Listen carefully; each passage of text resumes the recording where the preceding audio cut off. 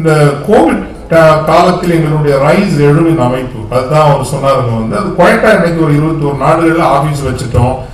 உலகம் முழுவதும் இன்றைக்கு ஒன்று சொல்லணும், இந்த ரைஸ் அல்லது எழுவின் அமைப்புங்கிறது ஏன் முக்கியம் அப்படின்னா, இந்த உலகத்திலேயே இந்த 500 ஆண்டுகள் வெள்ளையர்களினுடைய ஒரு மேலாண்மைக்கு காரணம் 2 விஷயம் தான். நிறைய காரணங்கள் இருந்தாலும் 2 தான். ஒன்று, கன் பவுடர், வெடிமருந்து அவங்க கண்டுபிடிச்சாங்க. அந்த வெடிமருந்தை எப்படி பயன்படுத்துறதுங்கிறது அவங்களுக்கு தெரிஞ்சது. இது போர்க்களங்களினுடைய திசையை மாத்திச்சு.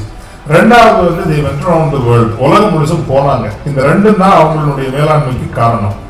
21ஆம் நூற்றாண்டினுடைய கன் பவுடர்ங்கிறது அறிவு, ரைட்? அறிவு தான் 21ஆம் நூற்றாண்டினுடைய கன் பவுடர். தமிழர்களுக்கு நிறையவே இருக்குது.